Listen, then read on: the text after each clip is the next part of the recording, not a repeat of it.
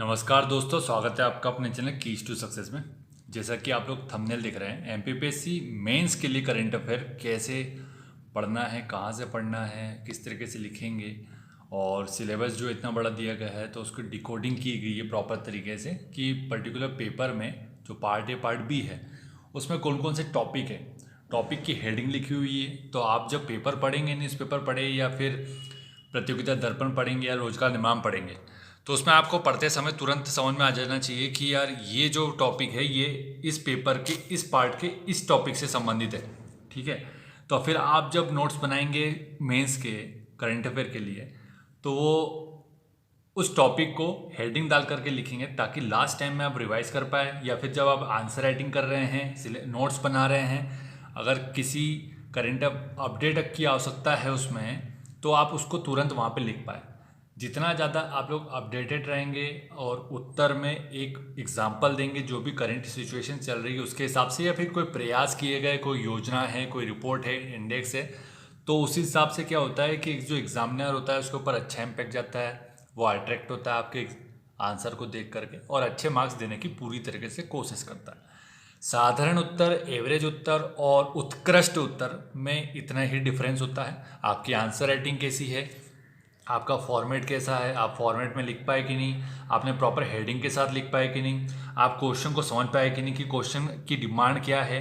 ठीक है, आपकी शब्द सीमा तो खैर उसमें अब रह नहीं गया है क्योंकि आपको पता है कि फिक्स कर दिया कि भाई इतने लाइन में लिखना है, तो फिर आप ज़्यादा एक्सेस कर नहीं पाएंगे।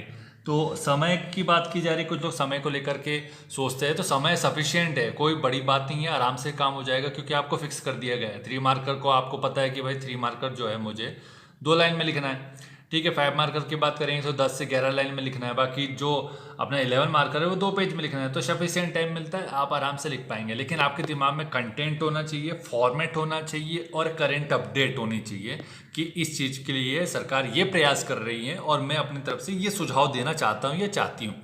ये होता है सटीक उत्तर। अगर इस तरीके से उत्तर आप लोग लिखना जानते हैं तो अच्छी बात है, और अगर नहीं लिखना जानते हैं तो आप हमारा ग्रुप ज्वाइन कर लीजिए मेंस आंसर राइटिंग का। 1 सितंबर तक के लिए उसकी जो फीस है वो 100 रुपीज़ मात्र रखी गई और 1 सितंबर से सीधे 500 कर दी जाएगी, उसका 10 सितंबर से 1000 और फिर 2500 कर दी जाएगी फीस, क्योंकि समय कम होता चला जाएगा और सिलेबस बड़ा है तो उसको कवर करने के लिए हमें ज़्यादा समय देना पड़ेगा। ठीक है, तो इस वजह से अगर आप लोग ज्वाइन करना चाहते हो तो शीघ्र करें और पेमेंट कर दीजिएगा, स्क्रीनशॉट और नाम बता दीजिएगा टेलीग्राम पर, और व्हाट्सएप पे कहीं पे भी आप मैसेज करके बता सकते हैं जिससे कि आपको जोड़ दिया जाए। और शाम के 8 बजे तक आप लोग को उत्तर लिख के भेजना होता है और फिर उसके बाद आपको क्या करना होता है कि आपको रिव्यू दिए जाएंगे प्रॉपर तरीके से। किसी प्रश्न के बारे में बिल्कुल आइडिया नहीं है तो उसका एक मॉडल उत्तर भी डाल दिया जाता है। ठीक है, तो चलिए इसके ऊपर बात कर लेते हैं। ठीक है, ये आपको बता दिया गया कि भाई अब इसमें देखते हैं कि आपको कहाँ से पढ़ना चाहिए। देखिए, एमपी की बात की जाएगी तो एमपी के लिए आपको रोजगार निर्माण सफिशिएंट है। ठीक है, मेंस के हिसाब से बात कर रहा हूँ करंट अफेयर। और अगर आपको कोई मैगजीन ले लेते हैं आप लोग, कोई भी मैगजीन, यहाँ पे किसी का नाम लेना वैसे उतना लाभ होता नहीं है क्योंकि ये फैक्चुअल ही बनाते हैं, बहुत सारे लोग मैगजीन बनाते हैं।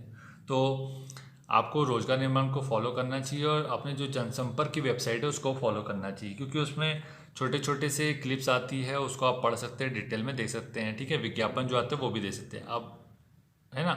और अगर इंडिया की बात की जाए तो इंडिया के लिए आप लोग पढ़ सकते हैं पीडी, या पीडी के अलावा आपको लगता है कि ई दृष्टि की जो मैगजीन आती है उसको पढ़ना चाहते हैं तो वो भी पढ़ सकते हैं।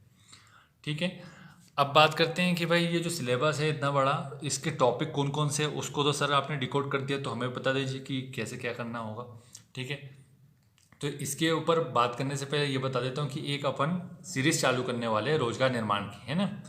तो इसमें अपन कब से स्टार्ट कर रहे हैं, 27 दिसंबर 2021 से 3 जनवरी 2022, मतलब 2022 स्टार्टिंग से स्टार्ट कर रहे हैं अपन लोग कि भाई फर्स्ट मंथ से लेकर के लास्ट मंथ तक। अभी समय भी है, अदर एग्जाम के लिए भी इंपॉर्टेंट हो जाएगा और अभी अपने जो मेंस चल रहा है आने वाला है 2-3 महीने बाद, उसके लिए इंपॉर्टेंट तो है ही है। तो अगर ये सीरीज स्टार्ट करना है, अभी वीडियो शूट नहीं किया है इसके ऊपर क्योंकि इस पर समय लगेगा, क्योंकि आपको पता है काफ़ी पेज होता है, काफ़ी डिटेल होता है इसमें। ठीक है, एकदम बारीक शब्द होते हैं तो उसको पढ़ने में उसको अंडरलाइन करके तुरंत उसी में बताया जाएगा, अलग से इसको बना करके नहीं दिया जाएगा कि इसका सारांश निकाल के आपको दिया जाए, उतनी मेहनत नहीं कर सकते क्योंकि उसमें समय बहुत ज़्यादा लगेगा। इसलिए अंडरलाइन करके इसको यहीं बता दिया जाएगा, आप लोग तुरंत टॉपिक इसलिए ये सिलेबस डिकोड किया गया है ताकि आप यहाँ जब इसको बताया जाए तो जो सिलेबस डिकोड किया गया उसके टॉपिक के अंदर ये जल्दी जल्दी लिख लीजिए। तो ये सीरीज़ अगर स्टार्ट करनी है तो आप लोग कमेंट बॉक्स में कमेंट कर दीजिएगा, और नहीं करनी है तो कोई बात ही नहीं है फिर, ठीक है। तो चलिए डिकोडेड सिलेबस देख लेते हैं।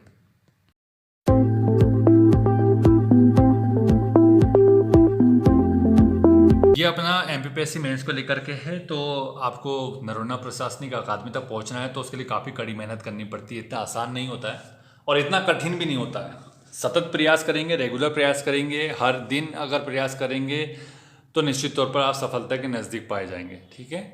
तो देख लेते हैं पेपर वन में। पेपर वन में जैसे कि आपको पता है कि हिस्ट्री आता है। आप सर सोच रहे होंगे कि हिस्ट्री में कैसे करंट अफेयर आएगा, तो इसके ऊपर भी बात कर लेते हैं अपन। आप लोग चिंता ना करें, बस इत्मीनान से बैठ करके देखिए। वीडियो बीच में छोड़ देंगे या फिर स्किप करेंगे या फॉरवर्ड करने की कोशिश करेंगे तो बहुत सारी जानकारी जो इंपॉर्टेंट वो लैप्स हो जाएगी, ठीक है।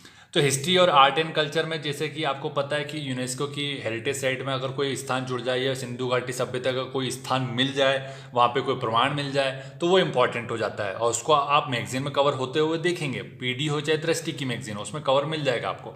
तो उस हिसाब से वो करंट अफेयर ही है, वो जुड़ा तो पेपर वन से लेकिन वो पूछा जा सकता है, तो वो इंपॉर्टेंट ज़्यादा हो जाता है, ठीक है। हेरिटेज साइट हो जाएगा, टूरिज्म में कोई स्पॉट है अगर फेमस रहा है, जैसे कि आपको पता है जो हमारा संसद भवन है वो 64 योगिनी मंदिर जो है उसकी कला के ऊपर बना है, उसकी जो प्रारूप है उसके ऊपर बना हुआ है। 64 योगिनी मंदिर जो है वो फेमस हो जाता है। तो हिस्ट्री से संबंधित यहाँ पर इतना हो जाएगा। जियोग्राफी की बात कर लेते हैं तो जियोग्राफी में आपको पता है रिपोर्ट्स आ जाती है। ISFR मतलब कि फॉरेस्ट की जो रिपोर्ट हो जाती है 2021 की लेटेस्ट रिपोर्ट है, तो उसमें कुछ टर्म्स होती है इंपॉर्टेंट, और अगर टर्म्स नहीं भी पूछी जाए तो उसमें जो फैक्चुअल इन्फॉर्मेशन दी गई है वो आपके आंसर को एनरिच करेगा, ठीक है। और फिर उसका देखते हैं कि नेक्स्ट इसमें टॉपिक आ जाता है एक फूड प्रोसेसिंग। उसमें योजनाएं हो सकती है, फूड प्रोसेसिंग की समस्या है, उसके उपाय प्रयास ये सब आ जाता है। क्लाइमेट से संबंधित क्वेश्चन हो सकता है, ठीक है।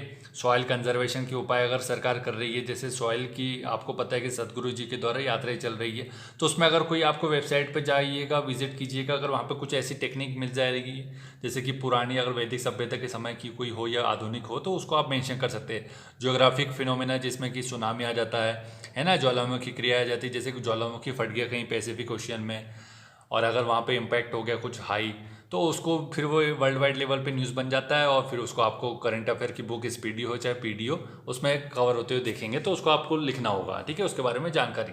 तो 3 मार्कर में ही पूछा जाएगा ये, इसलिए बताया जा रहा है। ट्राइब्स हो गए तो ट्राइब से संबंधित समस्या हो गई, योजनाएं हो गई, है ना, किसी प्रकार की कोई भी बात अगर न्यूज़ में बनी हुई है तो उसके ऊपर क्वेश्चन बनते हुए देखेंगे आप। मिनरल एंड एनर्जी रिसोर्सेस, इससे संबंधित क्वेश्चन आते हैं, ठीक है। इसमें रिपोर्ट्स हो जाएगी, इकोनॉमिक सर्वे हो जाएगा, ठीक है। और वाटर डिजास्टर मैनेजमेंट में तो आपको पता है कि एक पर्टिकुलर यूनिट ही डाल दी गई, यूनिट 4 जो है पेपर 2 का पार्ट 2 का 4th नंबर की यूनिट है। उसमें तो आपको पता है कि पेयजल, जल प्रबंधन, भूजल, जल संग्रहण, है ना, इस टाइप की सामुदायिक योजना, वो सब चीज़ें इसमें ही आती है। तो वाटर डिजास्टर मैनेजमेंट से लेकर के यहाँ से तो क्वेश्चन बहुत ज़्यादा बनने वाले हैं। आपको पता है अभी हाल में मानसून सीजन चल रहा है और क्या हालत हो रही है मध्य प्रदेश की और भारत की। तो हमारे जो मैनेजमेंट प्लान है रेन को लेकर के वो क्या है, कैसा है, क्यों फेल्ड हो गया सिस्टम, और ऐसा कोई देश है क्या यहाँ पर ऐसा कोई सिस्टम हो और वो बिल्कुल सटीक बैठता हो, वहाँ पर ऐसी कोई फ्लड जैसी सिचुएशन नहीं होती हो, तो वो सिस्टम को आप सर्च कर सकते हैं, उसके बारे में जानकारी प्राप्त कर सकते हैं और उसको अपने उत्तर में लिखने की कोशिश करेंगे अपन। कम्युनिटी प्लान्स हो जाएंगे इसमें बहुत सारे, ठीक है। सामुदायिक योजनाएं जिन्हें बोला जाता है, तो इसमें आपको पता है संसाधन का मानचित्रण होता है ना, और राहत एवं पुनर्वास के कार्य होते हैं, जीवन रक्षा हेतु दक्षता होती है, तो ये सब चीज़ें इसमें शामिल होती है। तो इससे संबंधित जो भी आपको करंट अफेयर में मिल रहा है या न्यूज़पेपर में मिल रहा है, न्यूज़पेपर में कुछ सुझाव दिए जाते हैं तो उसको आपको अपना नोट करना है। अलग अलग कॉपी बना लीजिएगा, एमपी के करंट अफेयर के लिए अलग और अपना इंडिया के लिए अलग। इंडिया के लिए कहने का मतलब ये है कि एमपीपीएससी की 2 कॉपी बना लीजिएगा। एडवांस टेक्निक हो जाएगी, आपको पता है ज्योग्राफी की एडवांस टेक्निक यूनिट 5 में मिल जाएगी, जिसमें सुदूर संवेदन हो गया, रिमोट सेंसिंग, GIS, GPS, इस टाइप की जो भी चीज़ें वो सब आती है। तो उससे मॉडर्न टेक्निक्स जो भी हो जाएगी वो आ जाएगा, है ना। नेक्स्ट है कि जैसे कि यहाँ पे GIS, GPS और RS मतलब रिमोट सेंसिंग लिखा हुआ है। पेपर 2 के बारे में बात कर लेते हैं भाई कि करंट अफेयर के लिहाज से क्या क्या पूछा जा सकता है यहाँ पे। तो पॉलिटी की बात करेंगे तो सुप्रीम कोर्ट और हाई कोर्ट के डिसीजन हो सकते हैं किसी भी मुद्दे को लेकर के, ठीक है, और उनके डिसीजन को आप कोट कर सकते हैं पर्टिकुलर, कोई प्रॉब्लम नहीं है उसमें। बहुत सारे ऐसे टॉपिक है जिसमें आपको कोट किया जा सकता है, मूलाधिकार को लेकर के किया जा सकता है या नीति निर्देशक तत्व को लेकर के किया जा सकता है, जो भी डिसीजन इनके आए हैं अभी तक के। नेक्स्ट है कि गवर्नमेंट अगर कोई एक्ट बनाती है, कोई रूल बनाती है, उसको पूछा जाएगा, निश्चित तौर पर पूछा जाएगा। अपॉइंटमेंट हो जाएगी ऑर्गेनाइजेशन की, जिसमें कि आपको पता है कि जो यूनिट 3 का सब टॉपिक 2 है, जवाबदेही एवं अधिकार, उसमें बहुत सारे ऑर्गेनाइजेशन है गवर्नमेंट के, ठीक है। और इसके अलावा आपको पता है कि संवैधानिक संस्थाएं भी है, तो वो वहाँ से अपॉइंटमेंट अगर किसी की हो जाती है या किसी का रिटायरमेंट हो जाता है तो इनको पूछा जा सकता है, या फिर उसका बहुत अच्छा काम रहा है तो वो पूछे जाने की संभावना बिल्कुल बनती है। इंटीग्रिटी और सिक्योरिटी इशू से संबंधित मुद्दे हैं, राष्ट्रीय अखंडता एवं सुरक्षा के मुद्दे हो जाएंगे यहाँ पर। तो आपको पता है नक्सल जैसी समस्या है ना। और आपको पता है कि भी हाल ही में न्यूज़ में आया था कि टर्की से कोई आतंकवादी मतलब इंडिया में आकर के साजिश रचना चाह रहे थे, लेकिन रशिया ने उसको नाकाम कर दिया। तो रशिया और इंडिया के बीच में क्या कोलैबोरेशन था, कोई ऐसी कोई पॉलिसी तो नहीं थी, ऐसा कोई प्रोटोकॉल फॉलो किया है क्या, तो उसके बारे में आपको जानकारी होनी चाहिए। अगर वो पॉइंट अगर आप सिर्फ पॉइंट भी मेंशन कर देते हैं महत्व में या प्रयास में या फिर सरकारी प्रयास में, तो आप निश्चित तौर पर लोगों से जो आप अन्य लोग जो एवरेज उत्तर लिखेंगे उससे आपका उत्तर जो होगा उत्कृष्ट होगा। फिर नेक्स्ट है कि इसमें एनजीओ, सीबीओ से और फेमस मतलब सेल्फ हेल्प ग्रुप्स के बारे में भी जोड़ा गया है। तो इसके जो फेमस ऑर्गेनाइजेशन है, एनजीओ से, अगर वो कोई बहुत अच्छा कार्य कर रहे हैं, है ना, फर्स्ट एड, इस टाइप की बहुत बड़ी संस्थाएं हैं, है ना, स्वयं, तो अगर ये काम कर रहे हैं अच्छा किसी पर्टिकुलर फील्ड में, हेल्थ है, एजुकेशन है, किसी प्रकार की फील्ड में, तो उसका एक नाम आप बढ़िया नोट करके रखें, एक दो कार्य नोट कर लें। अलग अलग फील्ड में अगर कोई एनजीओ ने काम किए हैं तो निश्चित तौर पर आप यहाँ पे डाल दीजिएगा, उसका नाम डाल दें और उसने पर्टिकुलर फील्ड में क्या एक्स्ट्रा ऑर्डिनरी काम किया है उसको मेंशन कर दीजिए, ठीक। इतना सटीक तरीके से आपको कोई नहीं बताएगा वैसे, क्योंकि इतना अंदर घुस के कोई बताता नहीं है, कोई पूछता नहीं है। यहाँ पर एक सीरीज़ चालू करने की मेरी इच्छा हुई, अगर वो ये सीरीज़ स्टार्ट करनी है इसके बाद तो आप लोग बता दीजिएगा। हालांकि ये सिलेबस को करंट अफेयर के हिसाब से तो डिकोड कर दिया जा रहा है। अगर आप अपने लेवल पे करना चाह रहे हैं कि सर आप मत स्टार्ट कीजिए, हम लोग खुद अपने लेवल पे कर लेंगे, तो कोई प्रॉब्लम नहीं है। मेरा काम था इसको डिकोड करना करंट अफेयर के लिहाज से। फिर इसके बाद इसमें आ जाएगी रिपोर्ट। आपको पता है कि प्रेस फ्रीडम इंडेक्स आता है, क्योंकि आप इसमें ही यूनिट 3 का सब टॉपिक 3/4 है, मीडिया की भूमिका समस्या है ना, इलेक्ट्रॉनिक प्रिंट मीडिया और सोशल मीडिया। तो उसमें फिर वहाँ पर रिपोर्ट्स हो जाएगी, जो कि अपने प्रेस फ्रीडम इंडेक्स जो हो जाएगा उसके हिसाब से उसमें कुछ 2-4 पॉइंट देख लीजिएगा और उसको मेंशन कर दीजिएगा। ई गवर्नेंस हो जाएगा, है ना। और ये अपने चैनल है कीज टू सक्सेस, इसको सब्सक्राइब कर लीजिएगा अगर आपने अभी तक नहीं किया है तो, ठीक। और वीडियो अच्छा लगा तो वीडियो को लाइक और शेयर कर दीजिएगा भाई। आपकी तरफ से इतना कर दिया जाता है तो हमें बहुत अच्छा लगता है कि वाकई में हमारे द्वारा जो मेहनत की जा रही है, जो चीज़ आपको बताई जा रही है वो बिल्कुल काम की है, तो हमको मोटिवेशन मिलता है। इसमें इकोनॉमिक्स के ऊपर बात कर लेते हैं भाई। रिपोर्ट्स हो जाएगा, इंपॉर्टेंट हो जाएगी रिपोर्ट्स, इकोनॉमिक सर्वे, बजट, ये दोनों एमपी और इंडिया का इकोनॉमिक सर्वे बजट बिल्कुल मिसिंग नहीं कर सकते आप लोग, बिल्कुल भी मिस मत कीजिएगा। यहाँ से क्वेश्चन आने की पूरी संभावना होती है, और नहीं भी आते हैं क्वेश्चन तो आपको क्या है, आपने जो फैक्चुअल डाटा इसमें से निकाला है उसको आपको मेंशन करना ही पड़ेगा, तो ही अच्छा उत्तर बन के आता है। आपको पता है कि इकोनॉमिक सर्वे और बजट के ऊपर मैंने एक वीडियो डाला था प्रीलिम्स के टाइम, तो वहाँ से क्वेश्चन आए थे। फिर स्कीम्स हो जाएगी, इसमें बजट में अगर कोई स्कीम आई है तो, या फिर अदर कोई स्कीम निकाली तो आरबीआई के द्वारा जो कार्य किए जाते हैं, या मॉनेटरी पॉलिसी हो जाती है, रेपो रेट और इस टाइप की जो भी रेट्स डिसाइड की जाती है, तो रेट्स याद कर लीजिएगा। अगर पर्टिकुलर उसने रेपो रेट ही पूछ लिया तो परिभाषा बतानी पड़ेगी, वर्तमान में क्या सिचुएशन है और उसका महत्व क्या होता है, उसका लाभ क्या होता है, उसके बारे में बताना पड़ेगा आपको। फॉरेन ट्रेड आपको नया टॉपिक मिल जाता है यहाँ पे। फिर एफडीआई है, IMF, World Bank, WTO, SAARC, NAFTA और ओपेक, तो ये सब ऑर्गेनाइजेशन का बढ़िया से एक उत्तर बनाइए। उत्तर बनाने के बाद उसके जो नए कार्य कर रहे हैं वो उसको मेंशन कीजिए, जिसमें कि ओपेक और नाफ्टा और सार्क, ठीक है, ये तो अभी एकदम लाइमलाइट में है, इसके ऊपर क्वेश्चन आने की पूरी संभावना बनती है। एग्रीकल्चर क्रॉप से संबंधित यहाँ पर मिल जाएगा, और उससे संबंधित समस्या से लेकर के सब कुछ आ जाता है। तो समस्या अगर कोई आ रही है, जैसे कि टिड्डियों का अटैक हुआ था, तो उसको आपको नोट डाल सकते हैं कि कृषि संबंधी समस्या में डाल सकते हैं ना, और उसके फिर आपको उपाय भी बताने पड़ेंगे कि इसको कैसे आप कंट्रोल करेंगे। तो उसमें अगर पर्टिकुलर किसी, जैसे आप अरब से आता है वो, तो अरब से पाकिस्तान होते हुए आएगा, तो उसको इसके बीच में जितने देश पड़े उन्हें अगर रोका है कि किसी तरीके से, अगर रोका है किसी तरीके से, तो पर्टिकुलर वो न्यूज़ में रहा होगा, और रहा होगा तो टेक्निक के नाम पता होगा, टेक्निक का नाम बस भी मेंशन कर देते हैं तो उतने में काम हो जाएगा आपका। सीड्स हो जाएगा, स्कीम्स हो जाएगी, फार्मिंग प्रैक्टिसेस हो जाती है, जिसमें कि आपको पता है हॉर्टिकल्चर से लेकर के बहुत सारी अपनी टेक्निक होती है, मत्स्य पालन, है ना। फिर एचआरडी, ह्यूमन रिसोर्स डेवलपमेंट हो जाता है, यहाँ पर एक पर्टिकुलर एक यूनिट का सब टॉपिक ही मिल जाता है, तो उसको आपको अच्छे से देखना पड़ेगा। मानव कुशल मानव संसाधन की बात कर रहे हैं ना, मानव संसाधन विकास, ये हो जाएगा तो इसके अंदर शिक्षा हो जाता है ना। तो इसके जो भी चल रहा है कार्यक्रम वर्तमान में उसको देखते जाइए। एजुकेशन हो जाता है, फिर एजुकेशन आ जाएगा, इसमें सोशल इशू आ जाता है। सोशल इशू में आपको पता है कि जो सामाजिक मुद्दे कल्याणकारी कार्यक्रम है, निःशक्तजन वर्ग के, वृद्धजन, बालक, महिलाएं, वंचित वर्ग, ये सभी लोग से संबंधित विकास की जो परियोजनाएं चल रही हैं और विस्थापित जो वर्ग है उनसे संबंधित, तो ये सब आपको नोट करके रखना होगा। लेटेस्ट अगर कोई बना के दे रहा है आपको तो बहुत अच्छी बात है, और नहीं दे रहा है तो आपको अपना काम स्वयं करना चाहिए। स्वयं करने से फ़ायदा क्या होगा, आपका जो थॉट प्रोसेसिंग होगा। जब ये थॉट प्रोसेसिंग से क्या मतलब है सर, थॉट प्रोसेसिंग से मतलब ये है कि आप पर्टिकुलर टॉपिक के बारे में समझ पा रहे हैं कि नहीं, और समझ लेते हैं तो फिर क्या होता है कि आप जब निबंध लिखेंगे तो निबंध में काम आएगा आपके। समझ में आया आपको।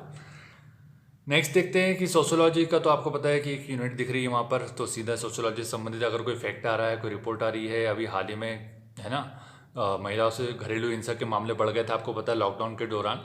तो जिसने वो रिपोर्ट दिया वो रिपोर्ट का नाम मेंशन करना पड़ेगा। पर्टिकुलर अगर कोई डाटा है कि भाई इतना % हाइक हुआ है तो वो आप बता सकते हैं। तो फिर उसका जो घरेलू हिंसा से समाधान का जो अपना एक्ट बना था 2005 उसका क्या रहा है ना, तो वो चीज़ आप बता सकते हैं बढ़िया तरीके से, आलोचना भी कर सकते हैं और एक प्रयास भी बता सकते हैं और स्थिति भी बता सकते हैं। इस प्रकार आपको ज़्यादा डाइवर्सिफाई करना पड़ेगा अपने आंसर को। सटीक अगर पूछ लिया है तो सटीक लिख देना ही महत्वपूर्ण नहीं होता है। जैसे घरेलू हिंसा संरक्षण अधिनियम की प्रमुख विशेषता लिखें, अब आपने डाल दिया हेडिंग और सीधा लिख दिया विशेषता और फिर उत्तर खत्म कर दिया, निष्कर्ष तक नहीं लिखा, तो ऐसे में तो आपको ना मिलेगा 5 नंबर में से 3 नंबर मिल जाएंगे तो बहुत है। ठीक है, 3-2.5 नंबर ही मिलेगा, 3 नंबर भी नहीं मिलेगा। तो आपको चाहिए होगा यहाँ पर कि एक पर्टिकुलर भूमिका और निष्कर्ष तो होनी ही चाहिए। विशेषता में 4 पॉइंट आ जाएंगे इंपॉर्टेंट, जिसमें कि आप अपराध बता सकते हैं। ठीक है, क्योंकि 4 प्रकार के उसके अपराध होते हैं, लैंगिक से लेकर मानसिक से लेकर शारीरिक से लेकर ये सभी हिंसाएं होती है उसमें शामिल।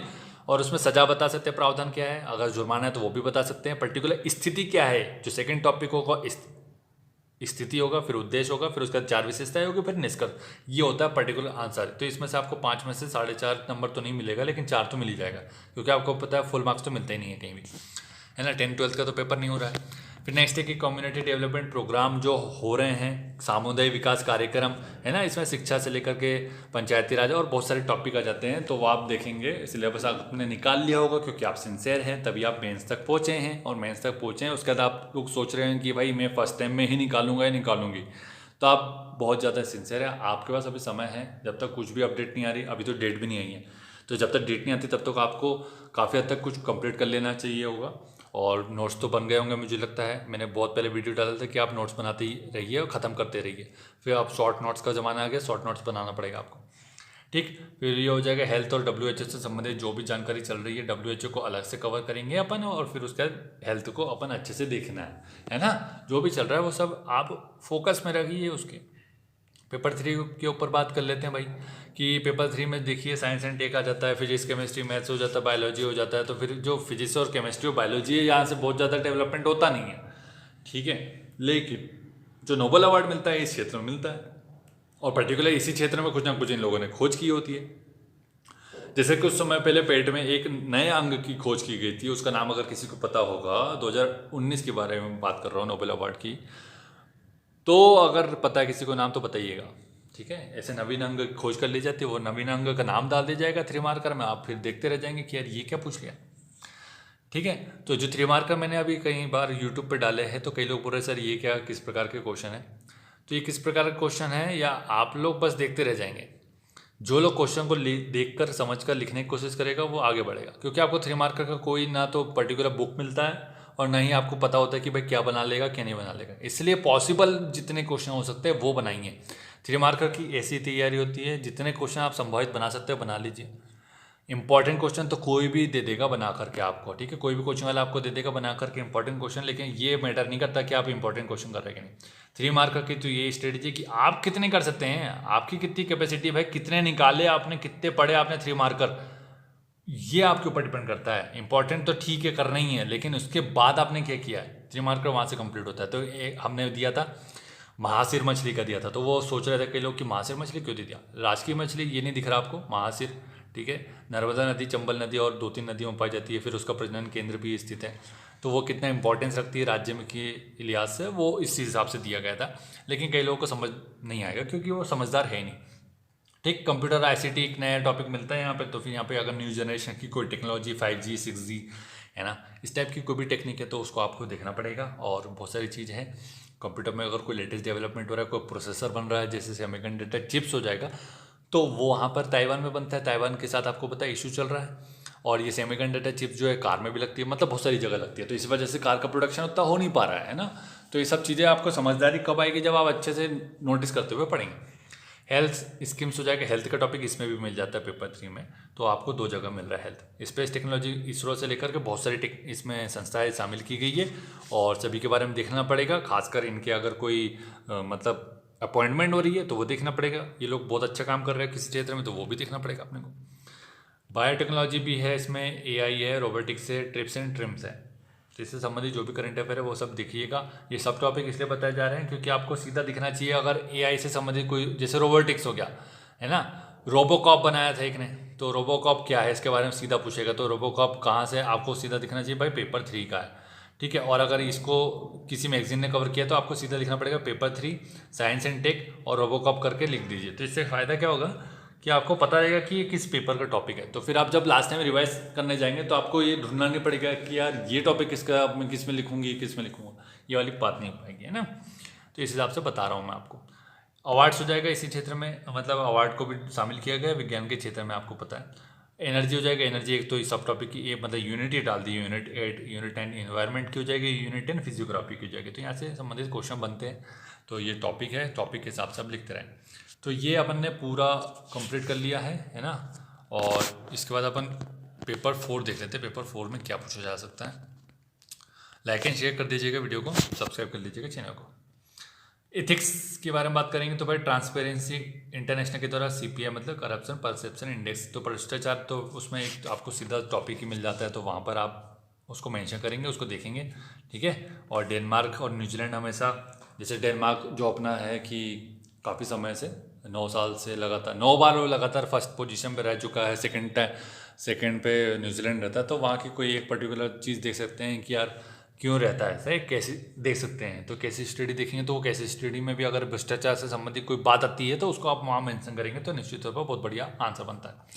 केस स्टडी भी आपको न्यूज़पेपर पढ़ के आती है, मैगजीन पढ़ के आती है। जैसे कर्मा बंद जो है वो टूट गया, तो कर्मा बंद के ऊपर सरकार ने क्या एक्शन लिया है, किसकी जवाबदेहीता थी उसमें, है ना, क्या क्या प्रयास हो सकते थे, क्यों टूटा, क्या कारण था, भ्रष्टाचार हुआ तो किस वजह से हुआ, ये सब बातें लिख सकते हैं आप उसमें। EI हो गया इमोशनल इंटेलिजेंस, है ना। फिर उसका हो जाएगा एटीट्यूड, मनोवृत्ति हो जाएगा, एप्टीट्यूड हो जाएगा, अभिक्षमता हो जाएगा। इससे संबंधित कोई एग्जाम्पल मिल जाए एक्स्ट्रा ऑर्डिनरी, है ना, तो वो चीज़ आपके लिए अच्छी हो जाएगी। नेक्स्ट है पेपर 6 के बारे में बात करते हैं, जो कि ऐसे का हो जाएगा। तो कोट्स हो जाता है, कोई इंपॉर्टेंट कोट्स आते रहते हैं, आपको पता है न्यूज़पेपर में, है ना, तो वो आपको देखते रहना है, लिखना है। रिपोर्ट्स हो जाएगी, वो देखिए आर्टिकल और एडिटोरियल जो आते हैं, मतलब वो सब आपको देखने हैं, पढ़ने। जनसत्ता का पढ़िए हिंदी मीडियम वाले, और दैनिक भास्कर का पढ़िए इंग्लिश मीडियम वाले। तो आपको पता है कि द हिंदू ही पढ़ेंगे या फिर इंडियन एक्सप्रेस पढ़ेंगे, है ना। नेक्स्ट करेंगे कि समसामयिक समस्या और निदान के ऊपर, इसमें ऐसे पूछ रहा है वो सीधा उसमें लिखा हुआ टॉपिक आपको दिख जाएगा कि भाई हम यहाँ से एक ऐसे पूछेंगे 25 मार्क्स का 500 शब्दों में, है ना। तो ये समसामयिक मुद्दे जो भी होंगे उसके ऊपर आपको पढ़ना रेगुलर है। तो ये ऑलरेडी अपन ने इसको डिकोड कर दिया है पूरा सिलेबस को करंट अफेयर के लिहाज से, है ना। तो यहाँ से आप लोग बढ़िया तरीके से करिए। और वो टेस्ट सीरीज़ अपन मतलब ये जो चालू कर रहे हैं रोजगार निर्माण का, वो बता दीजिएगा कि स्टार्ट करना है कि नहीं उसको। ये है जो अपन स्टार्ट करने वाले हैं ना, इसके बारे में बताइएगा। और PD जो है, PD मैंने अभी तक डाल दी गई है, दिसंबर 2021 से लेकर के अभी तक की PD डाल चुका हूँ ग्रुप में। टेलीग्राम का जो ग्रुप है, डिस्क्रिप्शन बॉक्स में लिंक मिल जाएगी, वहाँ जाके जुड़िए और बढ़िया आपने देख सकते हैं जो भी कंटेंट डलता रहता है। वहाँ पे क्वेश्चन डल जाते हैं मेंस के, लेकिन आपको आंसर राइटिंग के बारे में, रिव्यू और मॉडल आंसर के संबंध में जो भी जानकारी है वो आपको हमारे जो पेड ग्रुप है, पेड ग्रुप बोलना भी नहीं है उसे, क्योंकि 100 रुपये कोई फीस होती है क्या, वो इसलिए होती है क्योंकि आप अगर सिंसियर हैं तो जुड़ेंगे। क्योंकि आपको पता है कि जो सिंसियर नहीं होता वो उस ग्रुप में जुड़ जाता है, बेवजह के सवाल जवाब होते हैं क्योंकि वहाँ पे डिस्कशन होता है, तो वो फिर वो चीज़ें अपने को नहीं चाहिए। अपने को सिंसियर लोग चाहिए जो वाकई में चाहता है कि यार पर्टिकुलर तरीके से मेरे को सीख लूँ, समय है तो सीख लो। आप चाहे ग्रेजुएशन हो गया है आपका, चाहे स्कूल में हो, ट्वेल्थ में, तो आप लोगों के लिए अच्छी चीज़ है वो, क्योंकि आपको सिलेबस के हिसाब से काम करने का मौका मिल रहा है और कम समय में। 1 सितंबर 31 अगस्त लास्ट डेट है। 100 रुपये की फीस, उसका सीधा 500 रुपीज़ है। तो जिसको जुड़ना है जल्दी जुड़िए, फ़ोनपे कीजिए, डिटेल जो भी है अपनी मतलब फ़ोनपे कर दीजिए 100 रुपीज़, और फिर नाम बता दीजिए, स्क्रीनशॉट भेज दीजिए, तुरंत आपको ऐड कर दिया जाएगा। शाम के 8 बजे तक आंसर लिख के भेजने होते हैं, 10 बजे तक रिव्यू किया जाता है, 10 साढ़े 10 तक, और फिर नेक्स्ट डे आपको आंसर दूसरे लिखने होते हैं। ठीक है, thank you so much for watching, और इसी तरीके से अपना प्यार देते रहें और सब लोग खुश रहें और अपनी हेल्थ को अच्छा रखें, फिट रहें, अनुशासन में रहें, योगा कर सकते हैं। जो लोग बाहर नहीं जाते हैं तो योगा तो कीजिए अपने, ठीक है। फिट रहना है, अपने आप को फिट रखना है, किसी भी तरीके से योग कर सकते हैं, एक्सरसाइज कर सकते हैं, जिम जा सकते हैं। जिम जाएंगे तो एकदम लाइट वेट कीजिए, हैवी वेट की आवश्यकता नहीं, क्योंकि अपने को मसल बॉडी बिल्डिंग तो करनी नहीं है, वेट लिफ्टिंग भी नहीं करनी, तो हैवी ना करें, जितनी आपकी कैपेसिटी उतने के ऊपर करें। क्योंकि आपको पता है हाल ही में बहुत सारे ऐसे केसेस हो गए हैं, जैसे अपने बात कर लेंगे कि राजकुमार जी थे अपने साउथ इंडियन फिल्म्स के, और अभी आपको राजू श्रीवास्तव जी के बारे में सुनना ही है आपने।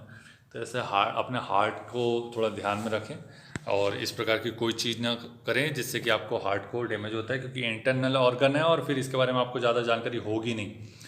तो उससे लिए आपको पर्टिकुलर खाने पर अनुशासन रखना पड़ेगा, ऐसा फैटी एसिड्स ना खाए, है ना, दिक्कत हो जाएगी आपको बहुत ज़्यादा समस्या। इसके लिए आपको सिर्फ और सिर्फ करना चाहिए योगा कीजिए भाई, एक्सरसाइज कीजिए, रनिंग कर रहे तो रनिंग कीजिए, स्विमिंग कर रहे तो स्विमिंग कीजिए। अपने आप को स्वस्थ रखेंगे तो आप लोग तैयारी में लगे रहेंगे, बने रहेंगे। बीमारी को अफोर्ड नहीं कर सकते हैं, 2-4 दिन की बीमार हो जाओगे फिर कुछ नहीं कर पाओगे, तो फिर वो 4 दिन का जो गैप होगा दिमाग के ऊपर मेंटल प्रेशर पड़ता है। तनाव में बिल्कुल नहीं रहना, तनाव का भी, स्ट्रेस भी एक कारण है हार्ट अटैक का, इस टाइप की हार्ट डिसीज संबंधित कोई भी बीमारी का, है ना। तो अपने को ध्यान रखना है अपने आप का, आप अपने आप का ही ध्यान रख सकते हैं और अपने घर परिवार का भी ध्यान रखें। और आप लोग समझदार है, जैसे चूँकि आप लोग MPPSC की तैयारी कर रहे हैं, तो आपको अपने घर परिवार के जो भी माता पिता है, छोटे भाई बहन है, उनका स्वास्थ्य का ध्यान आप ही को रखना है। अगर आप अपने परिवार का ध्यान रख पाएंगे तो निश्चित तौर पर जब आप लोक प्रशासक बन जाएंगे तो निश्चित तौर पर आप क्या होगा कि समाज का भी ध्यान रख पाएंगे, उनके हेल्थ के बारे में सोच पाएंगे, शिक्षा के बारे में सोच पाएंगे। अपने व्यवहार में डालिए ये सब चीज़ें तो निश्चित है कि आप एक सफल प्रशासक बनेंगे। मेरी शुभकामनाएं आप लोग के साथ है। ठीक है, धन्यवाद।